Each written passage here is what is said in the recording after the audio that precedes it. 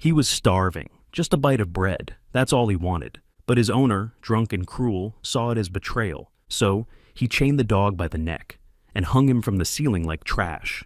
No one came, no one heard, except her. A 70-year-old woman, poor and forgotten, opened her door that rainy night, and what she found lying on her porch would change both their lives forever. If you too are a woman, gentle, maybe even fragile, but willing to fight for a voiceless soul, then stand with Lila, comment, "I do," to support her, and join us now as we follow a story overflowing with love, courage, and quiet defiance. The house sat at the edge of South Harrison Street, like a forgotten tooth in a crooked smile, its paint peeled like scorched skin, its windows black with grime. Inside, the stench of rot, sweat, and cheap bourbon clung to the walls like ghosts that refused to leave. The man who lived there was named Buck Raleigh. Buck was 62, though the years had done little to bless him with grace.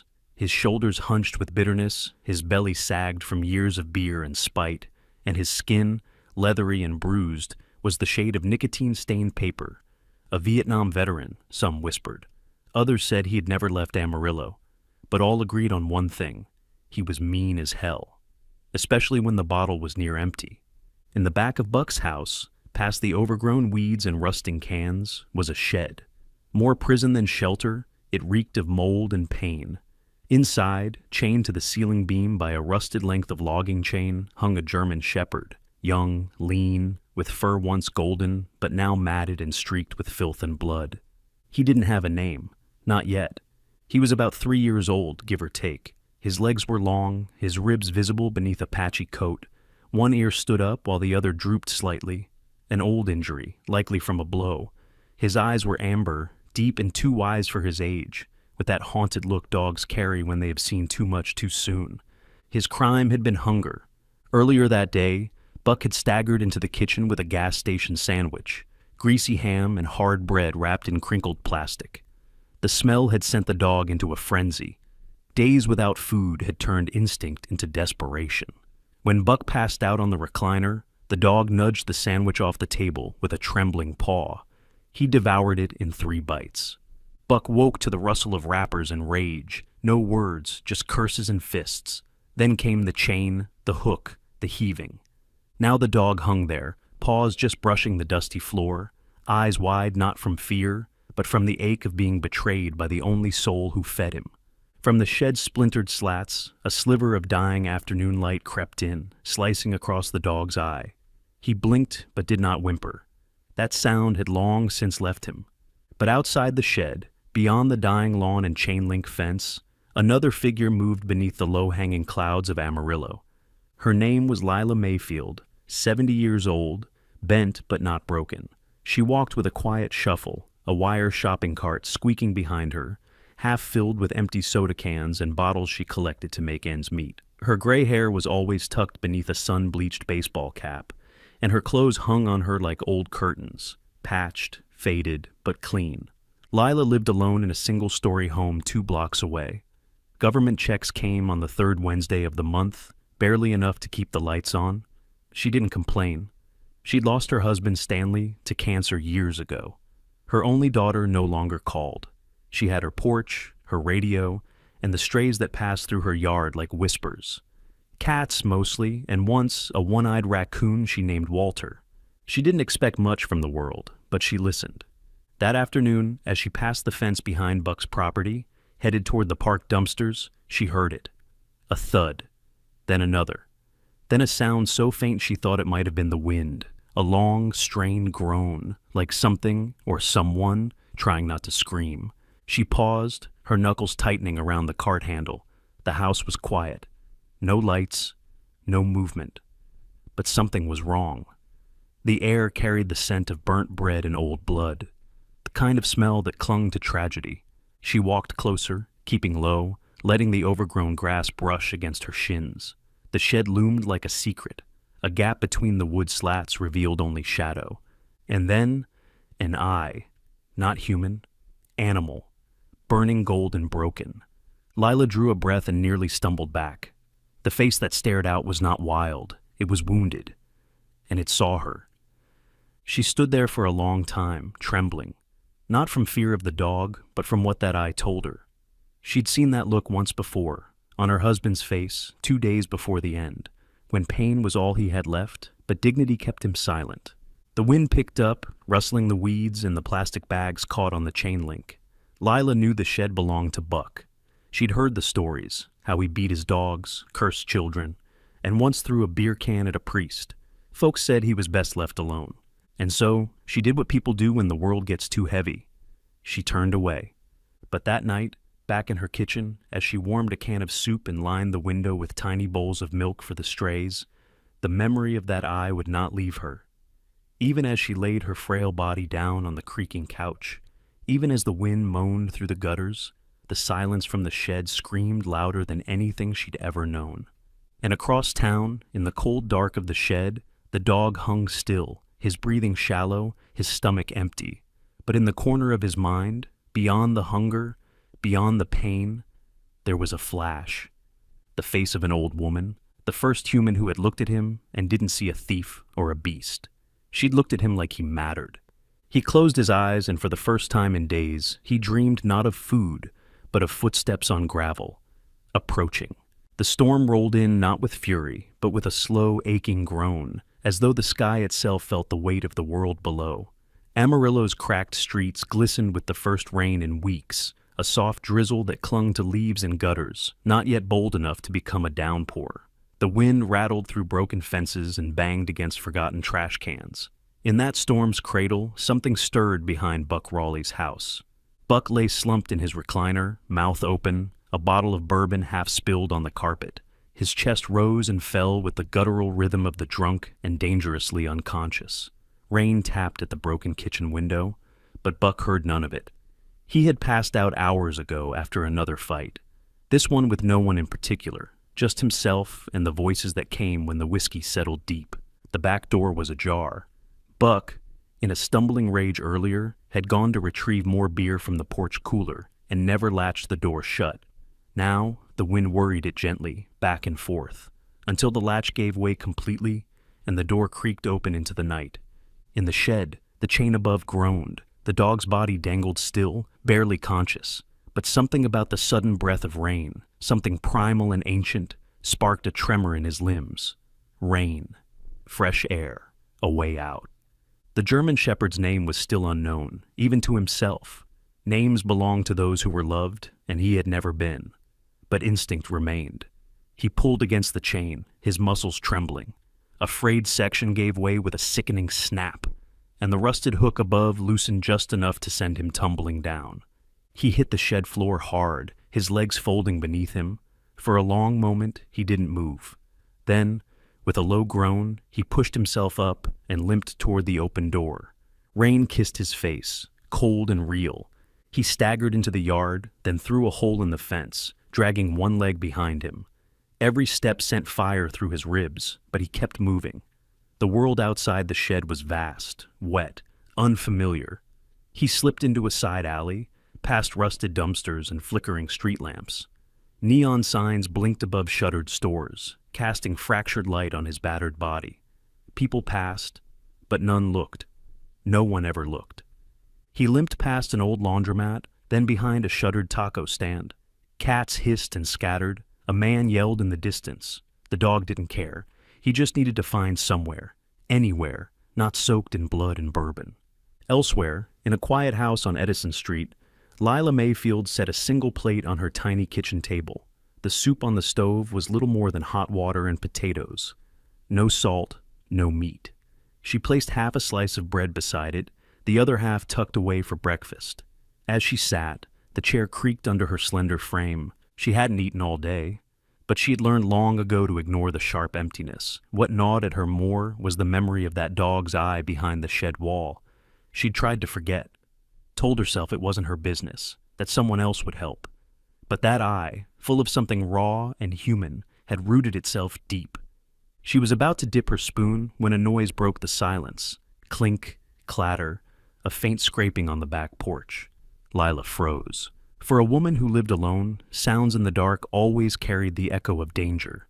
She rose slowly, heart ticking a little too fast, and tiptoed to the kitchen door. She didn't turn on the porch light. Instead, she opened the door with the careful quiet of someone who had lived through more than her share of regret.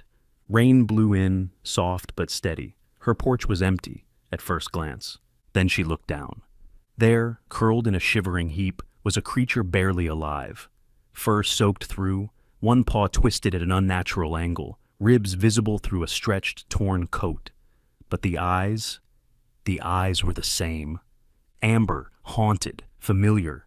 It was the dog from the shed. Lila's breath caught in her throat.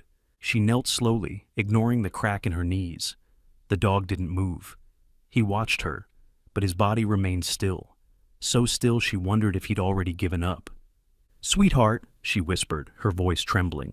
"What did they do to you?" Behind her, a cat meowed, a small black stray with a torn ear named Mabel, who visited most nights for milk and scratches. Mabel hissed at the sight of the dog, then backed away. Lila understood. Pain had a scent, and it was thick on this animal. She reached out a hand, palm up. "I won't hurt you." The dog blinked, then, slowly, his nose inched forward.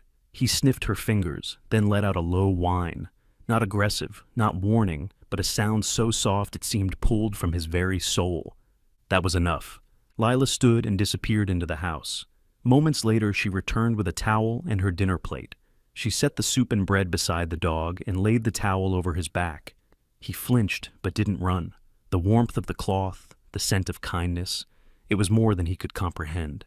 He didn't eat right away. He looked at her first. Really looked. And in that moment, something passed between them. Not understanding. Not yet. But a kind of recognition. Two broken things, finding each other in the rain. Across the street, through the slanted blinds of a small rented home, a woman named Carla Hart watched the scene unfold. Carla was in her 40s, with tired eyes and a cigarette permanently attached to her hand. She worked nights cleaning motels and knew the neighborhood's rhythms better than most. She didn't know Lila well, just the old lady with the cart. But she watched the way the woman moved with the dog, how she fed him before herself. Carla exhaled a long stream of smoke and whispered, "Damn." Then she closed her blinds. Back on the porch, Lila knelt beside the dog, brushing the towel gently over his wet fur. "I don't know who you are," she said softly, "but you're safe now, at least tonight." The rain fell harder. Thunder rumbled over the plains, and there, beneath the flickering porch light, two lonely lives found each other, not in words, but in the silence between wounds. The morning sun broke through the cloud cover like a reluctant promise, casting a dusty glow on the wooden floor of Lila Mayfield's kitchen. The air smelled faintly of mint tea, boiled potatoes, and something far more raw. Old blood. On a makeshift bed near the stove, the dog lay curled up, breathing in shallow, measured gulps.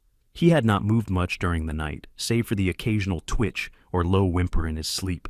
Lila had placed an old wool blanket beneath him, folded over twice, and beside it, a chipped bowl of water and some softened bread soaked in soup broth. She sat nearby on her creaky stool, hunched over a steaming mug of tea, her eyes locked on him, not with fear, but with an unwavering, protective stillness. Her back was sore from the cold draft that seeped under the door all night, but she hadn't dared go to bed.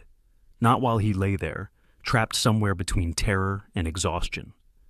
At sunrise, he stirred. His legs twitched first, then his eyes blinked open, sharp, golden, and instantly wide with panic. He scrambled to his feet, or tried to, slipping on the linoleum floor and crashing into the side table with a yelp. The sound of breaking ceramic, the tea mug shattering, sent him into a crouch, lips curled back, teeth bared. Lila didn't move. She didn't speak.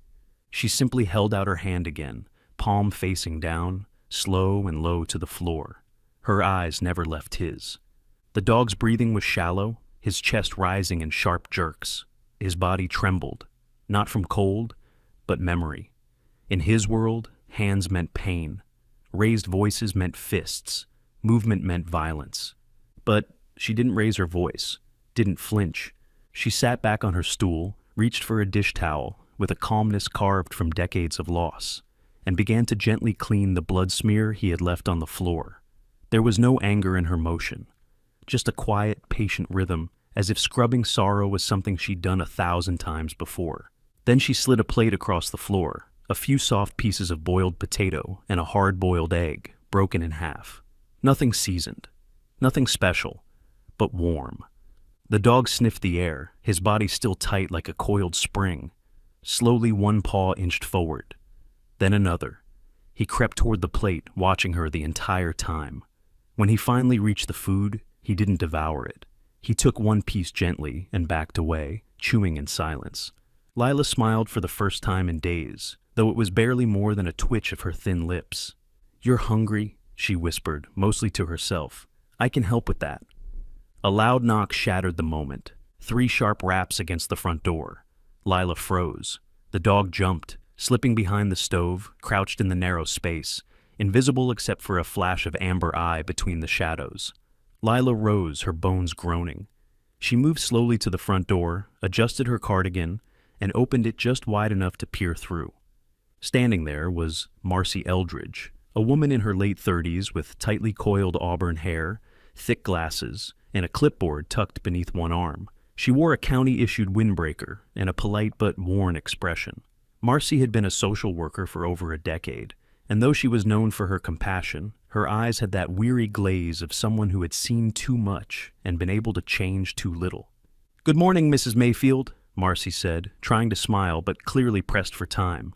"Routine welfare check. Mind if I step in for a moment?" Lila hesitated. "Oh, yes, of course. Come in," she replied, masking the flicker of panic that tightened her chest. Marcy entered with a clipboard in hand, glancing quickly around the modest home. The living room was clean, if sparse. The furniture was threadbare but tidy. A small radio on the windowsill hummed softly with a gospel station. A heater rattled in the corner, clearly struggling. "You still living alone?" Marcy asked, not unkindly. "Yes, ma'am, just me and the cats," Lila said, nodding toward the cracked window where Mabel, the black stray, sat preening on the sill. Marcy made a note. "Any changes to your financial situation?" "No, ma'am, still the same check, 3rd Wednesday every month." "And food stamps?" "Got the renewal papers last week, sent them in." Marcy nodded again, eyes flicking to the kitchen. "Mind if I check the fridge?" "Be my guest," Lila replied. As Marcy moved past her, Lila did her best to casually nudge a kitchen chair toward the space behind the stove, obscuring the dog's hiding place. Marcy opened the fridge, noted the sparse contents. Some eggs, potatoes, a half carton of milk. Not ideal, but not alarming. "You doing all right health-wise?" Marcy asked. Lila nodded again. "Some aches, nothing I haven't lived through before." Marcy paused for a moment, her eyes softening. "We've had a few reports of dogs barking late at night in the neighborhood. You haven't taken in any new animals, have you?" Lila kept her face calm. "No, just the usual strays outside. Nothing inside."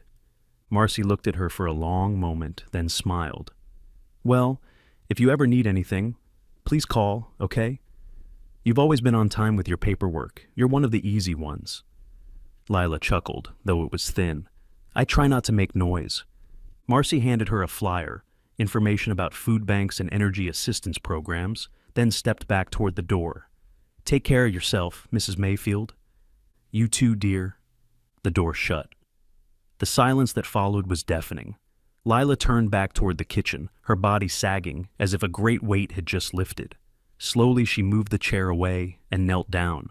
The dog was still there, pressed into the corner, eyes fixed on the door. "It's all right," she whispered. "She's gone." He didn't move, but the tension in his body eased, just slightly. That night, Lila set a folded towel near the stove again, this time with a proper bowl of rice and boiled egg.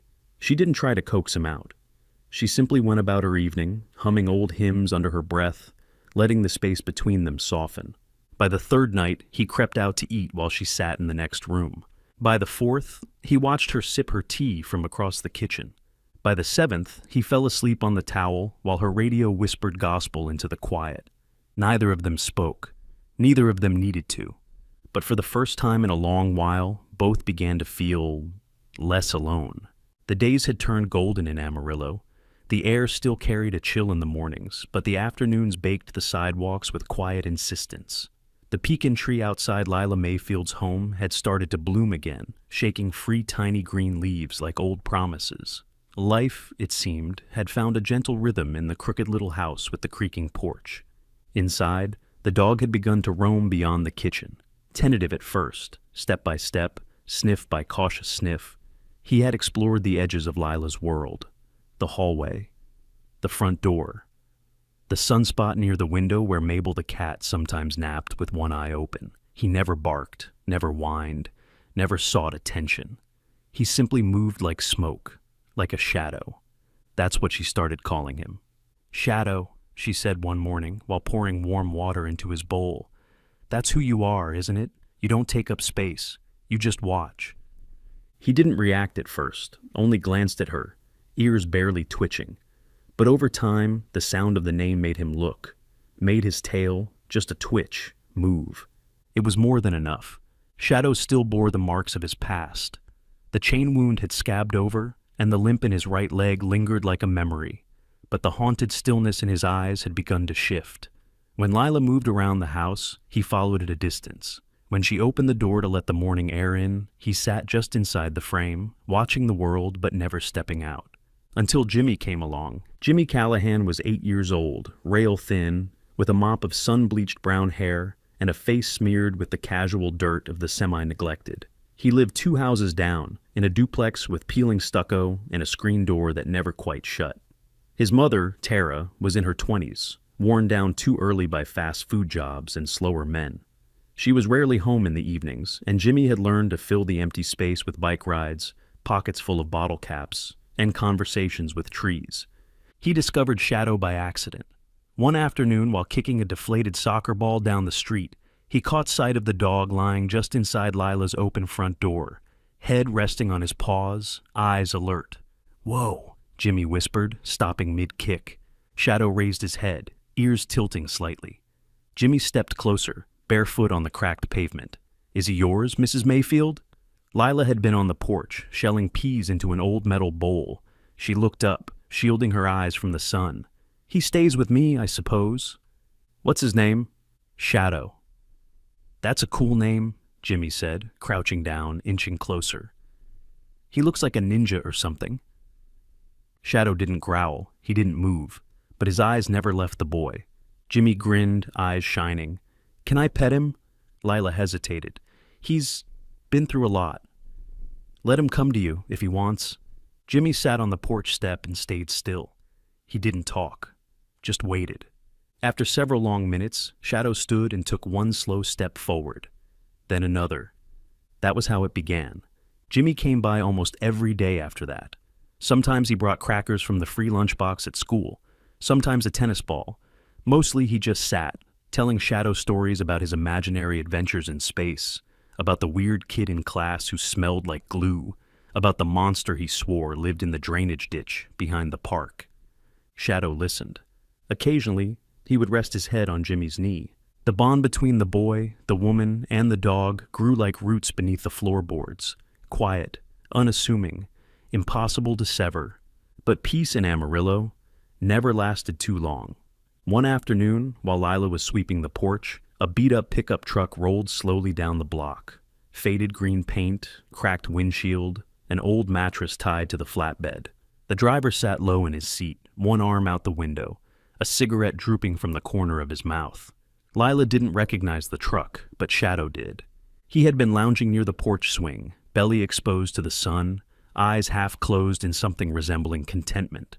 But the moment the truck passed, his body snapped to attention. He bolted upright, ears flat, tail stiff. Then came the smell. Even from yards away, Shadow could scent it. Sweat, bourbon, motor oil, and that sour tang of rage. Buck Raleigh. The truck didn't stop.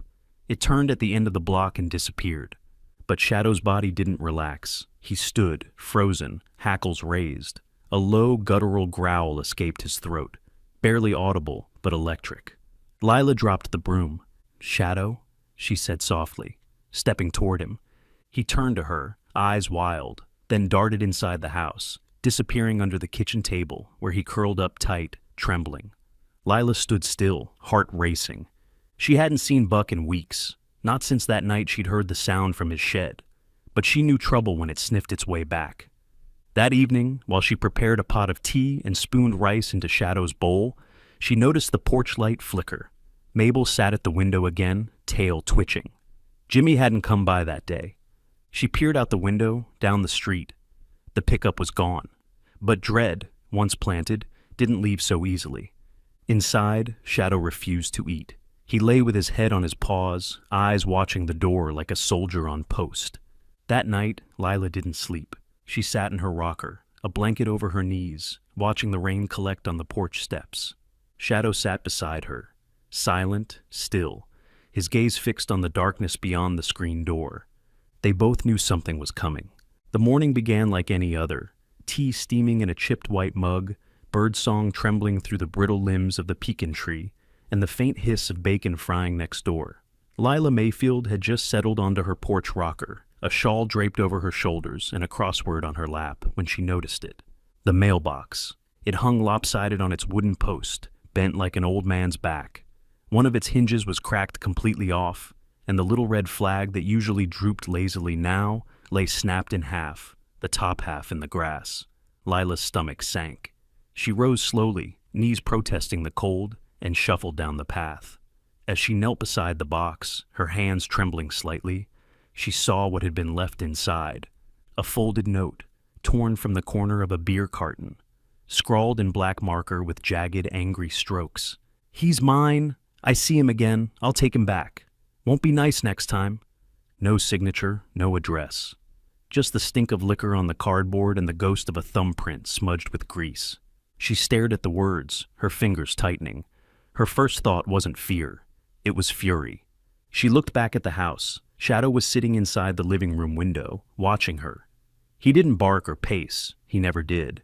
But his eyes tracked her with unsettling clarity, as if he'd known what was coming before she did. Lila turned, marched back to the porch, and stepped inside. Her bones creaked, but her resolve held firm. She placed the note on the kitchen counter, picked up the receiver of her dusty beige landline, and dialed the Amarillo Police Department. The dispatcher sounded young, polite, detached, maybe even bored. "Yes, ma'am, you said it's an anonymous note, threatening a dog?" "It's not just any dog," Lila replied firmly. "It's a dog that was abused, nearly killed. He's with me now, safe. But his former owner, he's stalking." The dispatcher hesitated. "Was the dog reported stolen?" "He wasn't stolen. He escaped." "And is the dog registered to you, ma'am?" Lila paused. Shadow didn't have a chip, no tag, no paperwork, no proof he belonged to anyone, least of all her. "No," she said quietly, "but he's not going back." The line was silent for a moment before the dispatcher replied. "I'll log the call, but without proof of ownership or a current danger, there's not much we can do." Lila hung up without saying goodbye. That afternoon, Jimmy returned, his sneakers caked with dirt, a plastic toy sword sticking out of his backpack. He spotted the busted mailbox before he even knocked. "What happened?" Lila showed him the note. Jimmy read it silently, his brows pulling together. "I saw that guy again," he said suddenly, "a few days ago. Same truck. He was behind the school dumpsters. There was a dog in the back. A little one. He hit it." Lila's voice went still. "You saw him hit it?" Jimmy nodded. "Hard. I tried to tell Ms. Ramirez, but she said it's not school business." Lila sat down heavily at the kitchen table, the note still clenched in her hand. The ache behind her eyes wasn't just age. It was helplessness mixed with rage. For most of her life, she'd stayed out of trouble, minded her business, kept quiet. She didn't like making waves, but something in her had changed. Maybe it was the way Shadow stood watch at night. His body stiff beside the door, like a soldier refusing sleep. Maybe it was Jimmy, with his scraped knees and brave little mouth, already learning to live among things no child should. Or maybe it was the memory of Stanley, her late husband, who'd once said, "There comes a time you stop backing up and start planting your feet." That night, Lila dug out an old shoebox from the hall closet. Inside were faded receipts, a dried flower, and a small disposable camera, one of those cheap point-and-shoots from a pharmacy. She handed it to Jimmy the next afternoon. "You said you see him sometimes," she told him. "If you see him hurting another animal, take a picture, from far away. Don't let him see you." Jimmy nodded solemnly, accepting the camera like it was a weapon.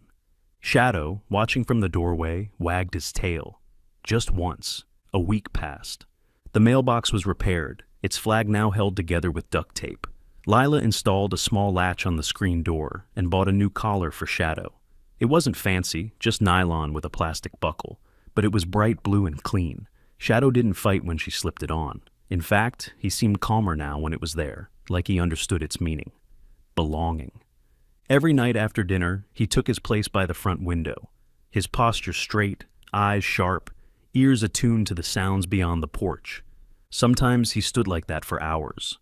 One morning, Jimmy returned with the camera. He said nothing, just handed it over. Inside were 4 pictures, one of Buck's truck, parked behind a gas station. Another of Buck standing beside it, holding a leash attached to a trembling beagle. The third, a blurry photo of Buck lifting his arm mid-strike. The last, a zoomed shot of the beagle's flinching face.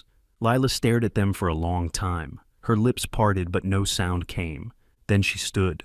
She dressed carefully that day, not in her usual cardigan and house slippers, but in a faded brown coat and the leather shoes she hadn't worn since Stanley's funeral. She tucked the camera and the threatening note into her purse and left a bowl of rice and chicken broth beside Shadow. "I'll be back," she said softly. She took the city bus to the Amarillo Animal Protection Service's office, a squat concrete building with rusted signage and a receptionist named Brenda, broad-shouldered in her 50s, with hair dyed the color of cherry cola and a no-nonsense attitude. Lila handed her the pictures, the note, explained everything in one breathless monologue. Brenda looked through the photos, her jaw tightened. "We've had complaints about that truck, but no one ever had proof." "Now you do," Lila said. Brenda nodded. "We'll look into it." When Lila returned home, Shadow was waiting at the window, tail thumping softly against the floor. Jimmy sat on the porch steps, drawing superheroes in a spiral notebook. Lila joined them, the wind teasing loose strands of her gray hair. Shadow came forward, rested his head on her lap, and let out a deep, contented sigh. For the first time in years, Lila felt like she had done something that mattered. Not just for Shadow, but for herself. The clock on Lila Mayfield's wall ticked just past 12:40 a.m. when the night cracked open. The sky above Amarillo was black and swollen, draped in a silence so deep it could suffocate. Wind scraped dry leaves across the sidewalk, and the street lamps hummed with electric fatigue. Inside the old house, all was still, save for Shadow. He stood at the window as always, his body low and tense, eyes fixed on the shadows moving outside. For nights, he'd kept watch. For nights, the unease had circled the block like a hungry dog. But tonight, the scent was different. Closer, angrier, familiar in a way that ignited something ancient in him. The air tasted like gasoline, metal, and whiskey sweat. Lila slept in her worn armchair, wrapped in a wool blanket, a Bible resting gently on her chest. Her mouth was slightly open, breath even and quiet. Mabel, the black stray, curled on the armrest above her shoulder, purring faintly in sleep. Nothing stirred. Not until the glass shattered. A fist came through the back door's window. One blow, fast and violent. Shadow barked for the first time. Not a warning, but a war cry. Lila jolted awake, eyes wild, heart thudding against her ribs like a trapped bird. "Stay back!" she gasped, standing too fast, the blanket falling from her shoulders. "Who's there?" The door groaned open with a wet creak. A man stepped inside, Buck Raleigh. He looked worse than the last time. His beard was overgrown, patchy with gray. His eyes were bloodshot and sunken, his coat stained and reeking of smoke. One hand held a crowbar, the other gripped a bottle half full of cheap bourbon. He moved with a staggering kind of purpose. A man drunk enough to be dangerous, sober enough to be deliberate. "You think you can hide him from me?" Buck slurred, glaring past her. "That's my dog," Shadow snarled. He stepped in front of Lila, body rigid, ears back, tail raised like a flag. His lip curled to reveal teeth sharpened not by age, but by hunger and pain. Buck raised the crowbar. "Move, mutt!" Lila stepped between them. "You get out of my house, Buck. Now. I've already filed reports. I've got pictures, I've got proof. The cops are—" But Buck lunged. Not toward her, but toward Shadow. The room exploded. Shadow launched, claws scraping hard wood, body colliding with Buck's midsection. They hit the ground in a tangle of limbs and snarls. Buck swung the crowbar blindly, catching the edge of Shadow's shoulder. Blood spattered the wall. Lila screamed. In the chaos, she lost her balance, slipped on the slick floor, and crashed down hard on her hip. The pain lit up her spine like fireworks. Mabel darted from the room in a black blur. Shadow's jaws found Buck's forearm, a snap, a crunch, then a howl that split the room. Buck threw his elbow into the dog's head, staggering to his feet, blood gushing down his arm. He stumbled backward, cursing, kicking at the coffee table as he fled. The front door slammed open. Then he was gone. The silence left behind was thick with breath and fear. Lila gasped, her palms flat against the floor, struggling to rise. "Shadow? Shadow, are you—" The dog limped toward her. His right side was soaked in red. The gash across his shoulder was deep, angry. He didn't whine. He didn't cry. He just leaned his head against her lap and closed his eyes. That was when the neighbors came. Carla Hart, the motel cleaner with sharp eyes and sharper instincts, was first. She lived across the street and had heard the crash. She burst through the door in a robe, a phone already dialing. Behind her came Old Man Denton, formerly of the post office, now a quiet widower who rarely left his porch. He brought towels. Then came Mrs. Lewis, who never liked dogs but brought peroxide anyway. The whole street, which once turned away from the lonely old woman and her strange mutt, now gathered on her porch like bees to smoke. The police arrived 10 minutes later. Officer Raymond Castillo was in his early 30s, square-jawed and polite, but skeptical at first, until he saw the blood, the broken glass, the crowbar, and finally, the bruises on Lila's arm and the bite wound Buck had left behind, courtesy of Shadow. The story once heard couldn't be ignored anymore. An ambulance came for Lila, but she refused to leave Shadow. "He's hurt worse than me," she insisted, even as her hip throbbed and her lip bled. Raymond made a call. An emergency vet in the next district agreed to open up for a late-night surgery. A volunteer from Animal Control, a soft-spoken woman named Renee with long braids and a soft heart, gently loaded Shadow into her van with Lila beside him. At the clinic, the vet was waiting. Dr. Evan Kim was 39, Korean-American, lanky, bespectacled, and the kind of man who always wore 2 watches, one for the current time and one for how late he was running. But tonight, he moved with precision and urgency. As he examined Shadow's wound, he murmured to himself, his brow furrowed. "This dog's been through hell," he muttered, mostly to his assistant. "Look at the scar tissue on the neck. Someone really wanted him broken." "He's not," Lila said from the corner. Her voice was soft but unshakable. "He's not broken." The surgery took 2 hours. Shadow survived. By dawn, the story had made it to the local paper's website. Carla had taken a photo, Lila sitting in the waiting room with Shadow's blood on her skirt, her hand resting on his paw. The headline read, "Senior woman and abused dog fight off attacker. Community rallies behind them." By afternoon, donations began to appear. Bags of food, an envelope of bills. A little boy left his favorite stuffed bear on Lila's porch. "For the dog who fights bad guys." The town that once walked past Lila without a glance now lined her walkway with flowers, notes, and casseroles. She didn't know what to say. All she could do was sit on the porch, Shadow beside her, stitched up and groggy but alive. Jimmy arrived later that day. He stood quietly, hands in his hoodie pockets. "You okay?" he asked. "I will be," Lila replied, brushing her hand down Shadow's back. Jimmy sat beside them, said nothing for a while. Then, "He saved your life." "He did more than that," Lila said. "He gave it back to me." Across the street, a police cruiser sat idle. Officer Castillo now passed by twice daily. Buck was missing, but they were watching. And Shadow? He was no longer a ghost. He was a guardian.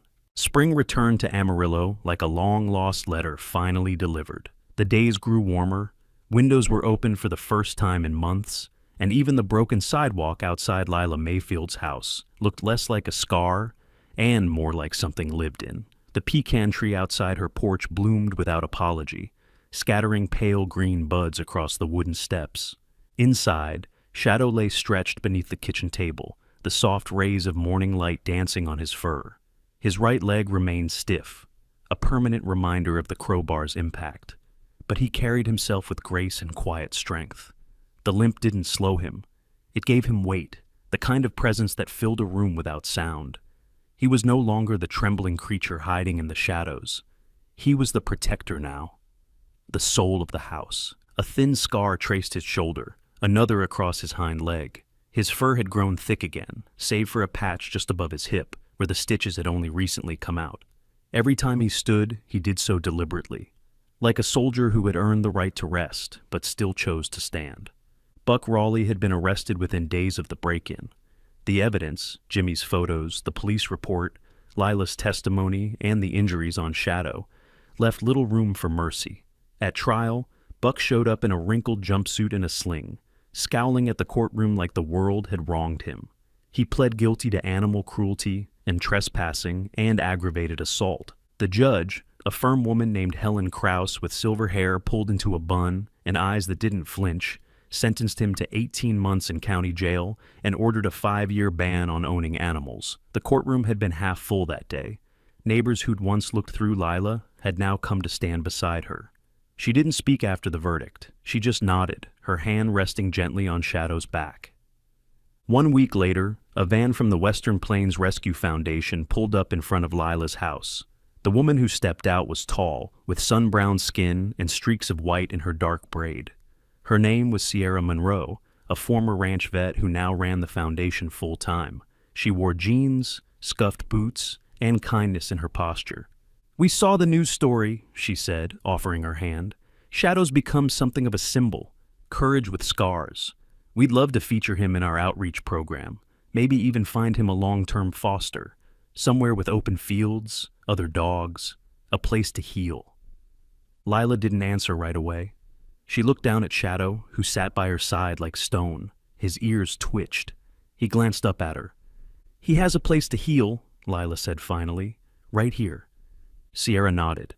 "If that's what you want, we'll support you. But if anything ever changes, you have friends now." Before she left, Sierra handed over a voucher, a promise from her foundation that all future medical care for Shadow would be fully covered. "A hero shouldn't have to worry about vet bills," she said. That afternoon, Jimmy stopped by with his backpack slung over one shoulder and a spiral notebook held tightly in his hand.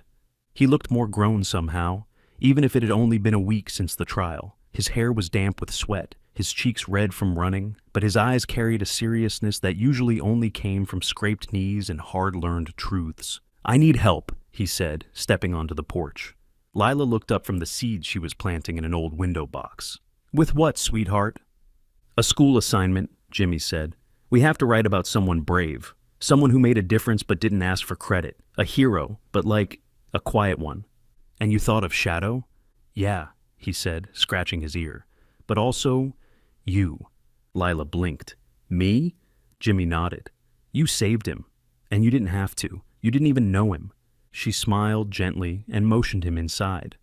Over the next hour, they sat at the kitchen table while Jimmy asked questions and wrote answers in his careful, slanted handwriting. He wanted to know how she'd found Shadow, why she didn't just call the shelter, what it felt like to fight back when nobody else would. At one point, he asked, "Weren't you scared?" Lila looked out the window, where Shadow lay in the grass, blinking up at the sun. "Of course," she said, "but fear's never been what stopped me.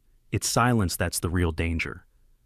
The story was posted on the school website a week later. From there, it made its way to a local blog, then a regional animal rescue forum. Within days, Shadow's story had spread across social media.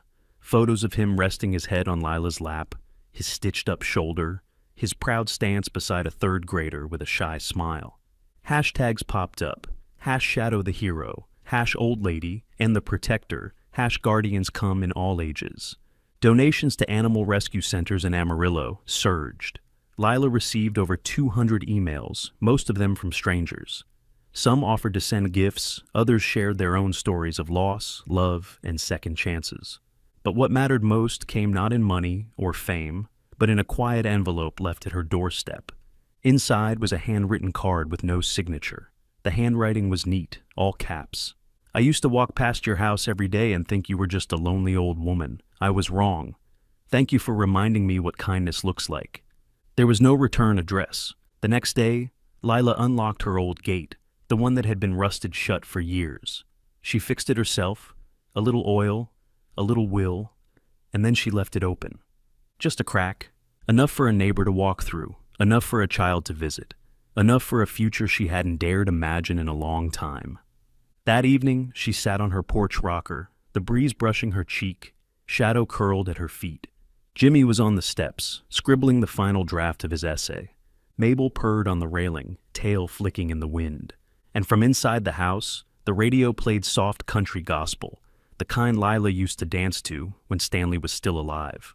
The light shifted as the sun began to set, casting a warm, honeyed glow across the porch. Shadow raised his head, ears twitching. He didn't bark. He didn't growl.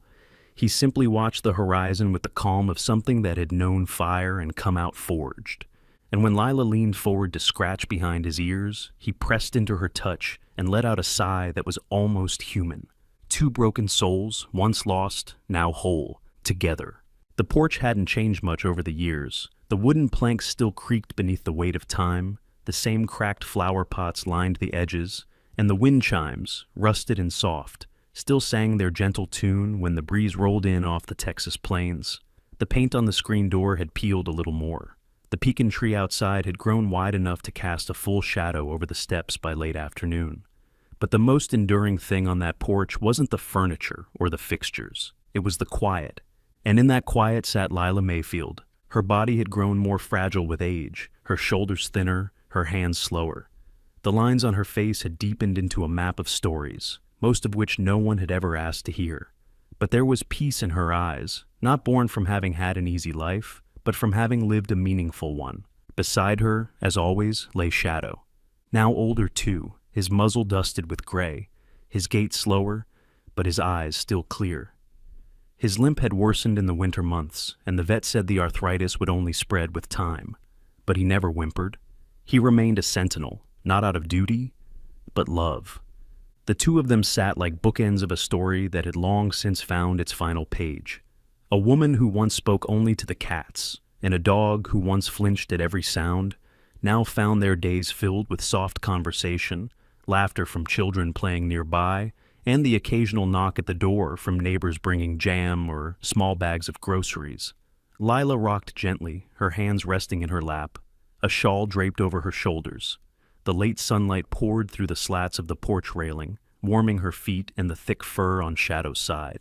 His breathing was steady, slow. She didn't speak much anymore, not because she had nothing to say, but because Shadow understood the silence better than anyone ever had. A breeze passed, tugging at a photograph clipped to the screen door. It was faded from years in the sun, but still clear enough to make out. A younger Jimmy, maybe 10 or 11, his arm around Shadow's neck, grinning like he'd just won something big. Lila stood behind them in the photo, smiling with both her mouth and her eyes. Time had passed quickly since then. Jimmy had grown. Now 22, tall and lean like his father had once been, with his mother's hazel eyes and a voice that carried both strength and softness. He wore his hair short now, clean cut for school. He was the first in his family to go to college, the first to leave Amarillo for something bigger. But today, he was home. The community center was full. Folding chairs filled every corner of the old gymnasium, and the air was thick with the scent of carnations and anticipation. It was graduation day. Jimmy stood at the podium, papers trembling slightly in his hands. He wore a navy suit, wrinkled at the elbows, and scuffed brown shoes. The microphone squeaked as he leaned in. "There's a quote I heard once," he began, voice steady but raw, "that says heroes don't always wear capes. Some wear aprons, some wear worn-out slippers. Some have 4 legs and scars no one sees." The crowd was silent. "I want to tell you about 2 of mine," he continued, eyes scanning the room, settling on the front row where Lila sat, her cane resting beside her chair. Shadow lay at her feet, a special pass clipped to his collar, his tail thumped once. "When I was 8, Jimmy said, I met a dog who was more ghost than animal. He didn't bark. He didn't trust. He limped when he walked and flinched at kindness. But someone had opened her door to him anyway. An old woman who didn't have much, but who gave everything she had. Because love, to her, wasn't a question of wealth. It was a question of will." He paused. "That porch, it saved us both. Me, a lonely kid with a mom who worked nights, and Shadow, who taught me what bravery looks like when no one's watching." There were tears now, soft sniffling in the crowd. Mrs. Mayfield never asked for thanks. She never wanted attention. But she taught me more about humanity than any book or lecture ever could. She taught me that sometimes the greatest heroes live behind squeaky screen doors, drink cold tea, and patch up broken things, not because it's easy, but because it's right. He looked down at his speech, then up again, eyes shining. So today, if you remember nothing else, remember this. Kindness is not small. It echoes. There was silence for a long, meaningful beat, then applause. Later, at the small reception held at the community garden, Jimmy knelt beside Shadow, scratching behind the dog's ears. "Still keeping her safe?" he asked. Shadow licked his hand, his movements slow but sure. Lila approached with a paper plate of cake in one hand and 2 spoons in the other. "I saved a bite for him," she said. "It's carrot cake. Vet says it won't kill him." Jimmy chuckled. "You spoil him." He earned it. They sat on a bench beneath a patchy elm tree, cake shared between them, quiet laughter rippling beneath the sound of wind in the leaves. Back home, as the sun began its slow descent and the light turned golden again, Lila returned to her porch. The rocking chair welcomed her like an old friend. Shadow settled at her side with the grace of an old soul who had found his place in the world. She looked out at the street, now filled with the small noises of a neighborhood no longer indifferent. Children rode bikes, someone was mowing a lawn, and the faint jingle of an ice cream truck floated from a block away. Shadow blinked up at her. "Still watching, huh?" she murmured. His tail thumped once, soft and steady. She reached down and rested her hand on his back. "I never thought a dog would be the one to show me what it meant to live again." The porch rocked gently beneath them. The sun slipped lower, and under that old porch roof, 2 lives continued, bound not by blood or need, but by love freely given. In a world full of noise and hurry, their quiet companionship stood like a lighthouse, still, weathered, and strong. Sometimes miracles don't come in flashes of light or grand voices from the sky. Sometimes they come quietly, in the shape of an old dog, in the quiet love of a woman who had nothing left to give but her heart. Shadow wasn't just a dog. He was a reminder that God sees what the world overlooks, that he still sends help, still works through the simple and the small, through a woman on a porch, through a boy with questions, through you and through me.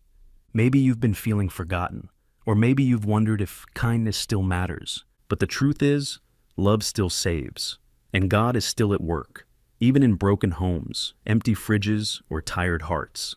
So let this story remind you of something simple, but powerful. You don't need much to change a life, just a little courage, just an open door. If this story touched you, we invite you to share it with someone who might need a bit of hope today. Leave a comment, subscribe to hear more stories like this, and carry this message with you. Kindness is never wasted, and miracles are still happening. May God bless you, and may he lead you to your own moment of quiet grace, just like he did for Lila and Shadow.